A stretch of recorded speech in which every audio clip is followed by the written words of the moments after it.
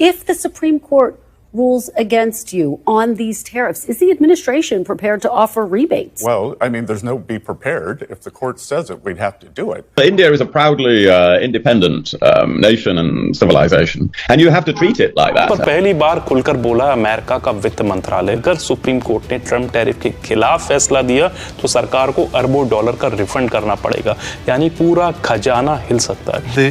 India just said no. No, it's extraordinary. You believe Modi didn't even take the calls of Donald Trump? And actually, that would not surprise me. Trump ने महीनों धमकियां, तड़ियां और खुशफहमी की, लेकिन आखिरकार आकर Trump भी मोदी को अपना यार कहने लगा दोबारा. Why is the U.S. buying uranium? You know, what from Russia? Why do some of the European countries still buy oil? Yeah, no one seems to realize. Yes. So the United States would have to sanction itself. Yes, exactly. Asim Munir जो कि उनका field marshal है so called, उसकी बीवी भाग जाती है. उसके ऊपर पाकिस्तान विश्वास कर रहा है कि ये हमारे पाकिस्तान को बचाएगा. आप समझ सकते हैं कि क्या हाल है. डोनाल्ड ट्रंप ने फोन किया मोदी को कि फील्ड मार्शल आसिम मुनीर से मिलवाने के लिए, तो मोदी ने नो कर दिया. तो क्या पाकिस्तान के अंदर इतने गट्स हैं, पाकिस्तान की लीडरशिप में इतने गट्स हैं कि वहां से ऊपर से कॉल है. हमारे बारे में तो ये मशहूर है कि जनरल परवेज मुशर्रफ को कॉल आती थी और वो लेट जाता होता था. This is a very nationalistic country. They're growing fast, the largest population. Country with a very long history of a non-aligned international policy. They matter a lot more. They're growing. नमस्कार, जय हिंद, जय भारत दोस्तों. America की federal court के द्वारा tariff पर रोक लगाने के आदेश देने के बाद ट्रंप प्रशासन में खलबली मची हुई है. ट्रंप ने इस फैसले को सुप्रीम कोर्ट में चुनौती दी है. ऐसे में अगर सुप्रीम कोर्ट भी टैरिफ पर रोक लगाती है तो इससे ट्रंप को गहरा धक्का लगेगा. डोनाल्ड ट्रंप के वित्त मंत्री स्कॉट पेसन के अनुसार टैरिफ खत्म करने से अमेरिका के खजाने पर गहरा असर होगा. इसके साथ ही ट्रेड डील पर बातचीत के दौरान ट्रंप का पक्ष कमजोर हो सकता है. मीडिया से बातचीत के दौरान स्कॉट बेसन ने कहा, अगर टैरिफ खत्म हुआ तो हमें आधा पैसा वापस करना होगा, जो अमेरिका खजाने के लिए बेहद भयानक होगा. लेकिन अगर कोर्ट कहेगा तो हमें करना ही पड़ेगा. इससे पहले अमेरिका के राष्ट्रीय आर्थिक परिषद निर्देशक केविड हैसन ने भी टैरिफ पर चुप्पी तोड़ी थी. उनका कहना था कि अगर सुप्रीम कोर्ट टैरिफ हटाने का फैसला सुनाती है तो अन्य विकल्पों पर ध्यान दिया जाएगा. केविन के अनुसार सेक्शन 232 के तहत स्टील और एल्यूमिनियम पर टैरिफ लगाया जा सकता है. तो चलिए दोस्तों, आज की वीडियो की तरफ चलते हैं. चैनल को सब्सक्राइब करना ना भूलें. जय हिंद. देखें कि इसमें और भी बहुत सारे हैवी वेट्स जो हैं वो इसमें शामिल है इस लव स्टोरी में. इसका चाइना है, अमेरिका है, रशिया है, पाकिस्तान है और इंडिया.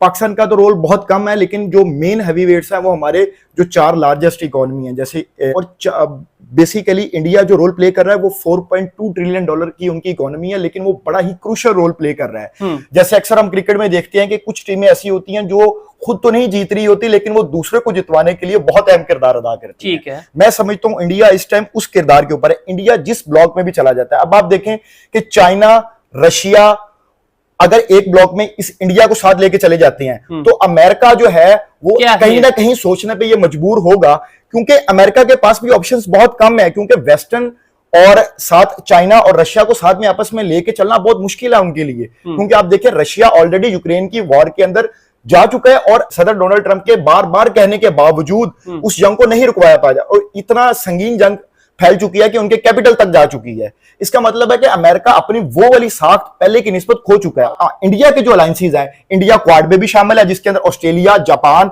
और अमेरिका शामिल है. इंडिया एससीओ के अंदर भी शामिल है जिसमें चाइना और रशिया है. ठीक है, तो आप देखिए इस टाइम जो इंडिया है वो इस सिचुएशन में है कि वो अगर अमेरिका को सपोर्ट करता, लेकिन मेरे ख्याल से इंडिया ने जो 15-20 साल पहले से पॉलिसी अपनाई हुई है कि वो देखिए इसराइल के अंदर वो इसराइल को भी सपोर्ट करता है और गजा को भी इमदाद भेज देता है. रशिया के अंदर वो रशिया से ट्रेड कर लेता है और यूक्रेन के साथ भी वो हमदर्दी करता है. ठीक है, लेकिन पाकिस्तान ने क्या किया, मैं यहां पे पाकिस्तान को डिस्कस करना चाहूंगा कि पाकिस्तान एक ही ब्लॉक में रहा और पाकिस्तान चाइना, और पाकिस्तान की मजबूरी है कि वो सिर्फ चाइना के ब्लॉक में रह सकता है. अब डोनाल्ड ट्रंप ने फोन किया मोदी को कि फील्ड मार्शल आसिम मुनीर से मिलवाने के लिए, तो मोदी ने नो कर दिया. तो क्या पाकिस्तान के अंदर इतने गट्स हैं, पाकिस्तान की लीडरशिप में इतने गट्स हैं कि वहां से ऊपर से कॉल है. हमारे बारे में तो ये मशहूर है कि जनरल परवेज मुशर्रफ को कॉल आती थी और वो लेट जाता होता था. ठीक है, अमेरिका के एक कॉल के ऊपर, और हमने कितनी जाने गंवाई अफगान जंग के अंदर. आप मुझे बताएं, इंडिया कभी किसी की जंग में घुसा है जाके?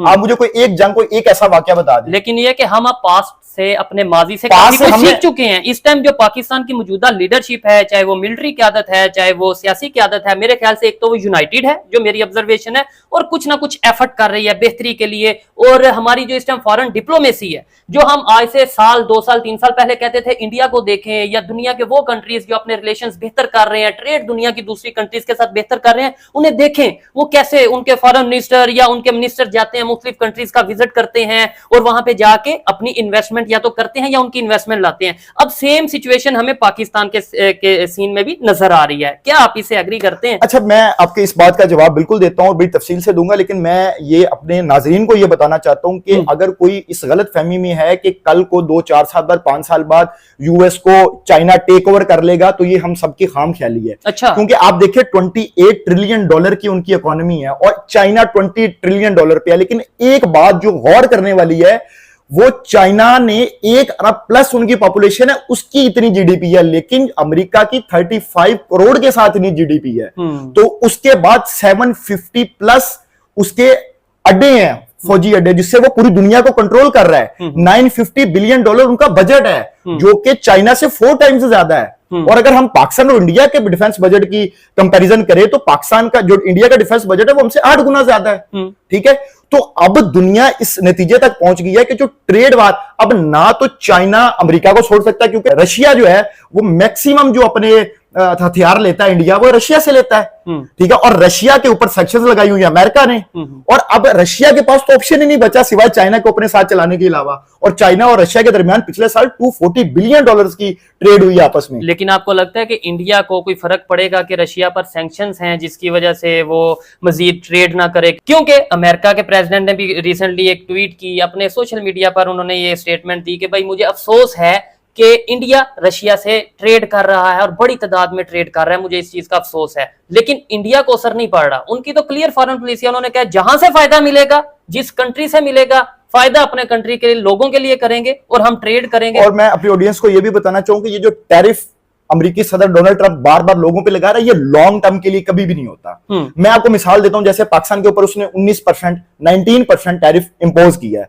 अब मैं आपको बताऊं, 19% पाकिस्तान की टोटल ट्रेड ही अमेरिका के साथ 17% होती है। अभी जो 5 लार्जेस्ट इकोनॉमीज हैं, जिनमें जापान आता है, जिनमें चाइना आता है, जिनमें जापान, चाइना, अमेरिका और रशिया तो अभी बहुत पीछे है, खैर 2 पॉइंट। लेकिन आप एक चीज और ध्यान में रखिएगा कि अभी अमेरिका की जो इजारादारी इस पूरी दुनिया के ऊपर कायम है, वो बहुत हद तक कायम रहेगी, क्योंकि उनके पास सबसे बड़ा उनका जो हथियार है वो है डॉलर। नो डाउट चाइना ने बहुत तरक्की की है, लेकिन मैं अभी भी समझता हूं कि चाइना अमेरिका तक पहुंचने के लिए उसको अभी बहुत टाइम चाहिए। और चाइना की जो सुप्रीमेसी है पूरी दुनिया के अंदर, उसके बेसिस के थ्रू, उसके मिलिट्री इक्विपमेंट्स के थ्रू, उसके बजट के थ्रू, उसकी इनोवेशन के थ्रू। अब देखें, माइक्रोसॉफ्ट कंपनी आप अमेरिका में देखेंगे, ठीक है, मार्क ज़करबर्ग, जितने बड़े बड़े मिलियनर्स हैं 70% आप अमेरिका से बिलोंग करते हैं। और जितनी भी और टैरिफ जितने भी इन्होंने लगाया चाइना के ऊपर, इसके ऊपर, इसका लॉन्ग टर्म फायदा नहीं होगा, बल्कि इसका नुकसान होगा अमेरिका को।